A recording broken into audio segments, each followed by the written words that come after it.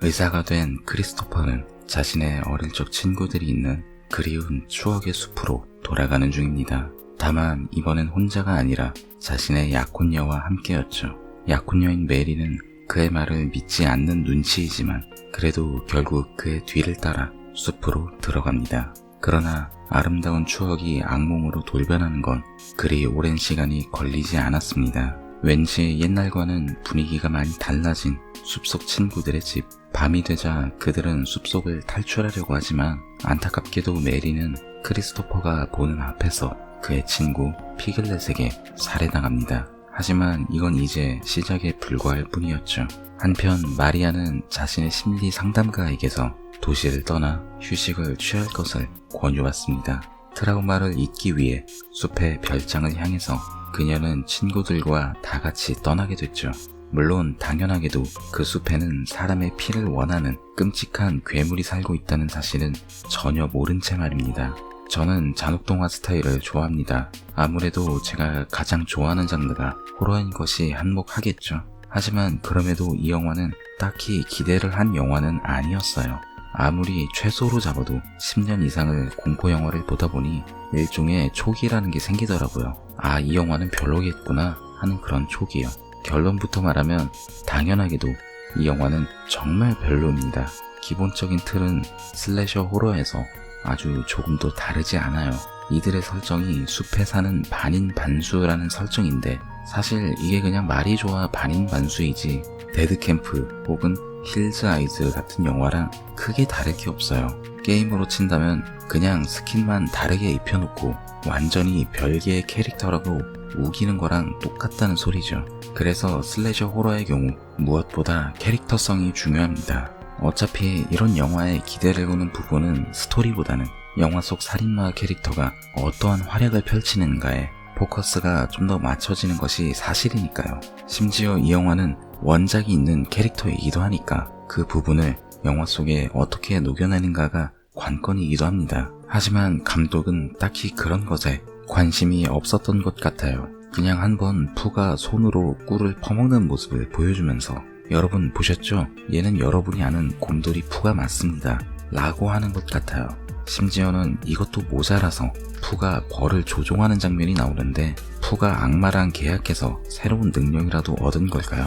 도대체 이런 뜬금없는 설정을 무슨 약을 했길래 생각해낸 건지 이럴 땐 저의 빈곤하기 그지없는 상상력에 한탄이 나오네요. 피글렛의 경우 쇠사슬을 들고서 위압적인 모습을 보여주려 하지만 정작 한다고 하는 게 물 위에 쇠질이나 하고 있고 상대 배우는 나름대로 열심히 도망가며 소리를 질러내는 모습에 저는 도대체 연기란 무엇일까? 라는 근원적 질문을 제 자신에게 던지지 않을 수 없었습니다. 연기 이야기가 나와서 말인데 문제는 여기서 그치지 않아요. 등장하는 인물들의 행동이 그냥 날 잡아 드쇼 하는 느낌이에요. 크리스토퍼는 본인 불리한 상황만 되면 감성팔이 똥꼬쇼를 하고 마리아와 그 친구들은 차라리 도망치는 것이 더 나을 게 뻔한 상황에서도 그 자리를 끝까지 지키다가 긴장감 없는 추격전으로 분량 뽑기를 하고 있어요. 그나마 바디 카운트 씬의 경우 다양한 장면을 연출하기는 합니다만 정말 눈에 뻔히 보이는 이 어색한 CG는 예산 문제였을까요? 작정하고 잔혹하게 비틀고 싶었다면 특수효과를 넣는 쪽이 훨씬 더 볼만하지 않았을까 싶은 생각이 듭니다. 캐릭터의 개성도 밋밋하고 스토리도 평면적이며 그렇다고 뭔가 눈에 확 띄는 장면이 있는 것도 아니에요. 푸의 행동으로 미뤄보았을 땐 자신을 버리고 떠난 크리스토퍼로 인해서 인간에 대한 증오로 이런 짓을 저지른다 라고 납득할 수는 있겠지만 그렇다면 왜 굳이 크리스토퍼는 살려뒀을까요? 물론 이건 영화 내에서 속 시원하게 알려주지는 않습니다. 그저 보는 내내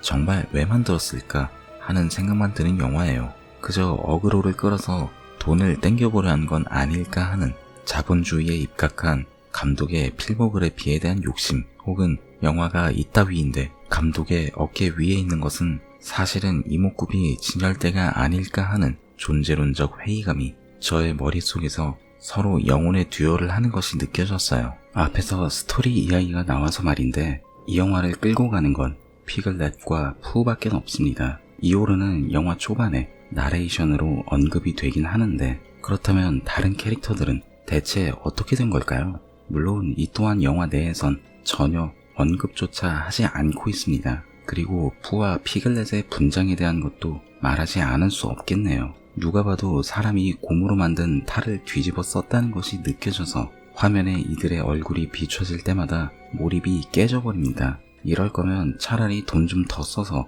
척키 시리즈처럼 애니메트로닉스 기술을 쓰는 쪽이 더 자연스럽지 않았나 하는 생각이 들어요. 손을 보면 아무리 봐도 이게 곰이 아니라 사람이라는 게 보이는데 이 정도면 정말 원작의 명성을 등에 업고 일말의 노력조차 안 했다는 것이 누가 봐도 알 수 있을 정도입니다. 동심을 부셔버렸다는 면에서 왠지 또 다른 영화가 생각나지만 확실한 건 이 영화를 굳이 볼 필요가 없다는 것임을 알려드리면서 저는 이만 오늘의 가이드 마치겠습니다. 이상 가이드 B였습니다. 감사합니다.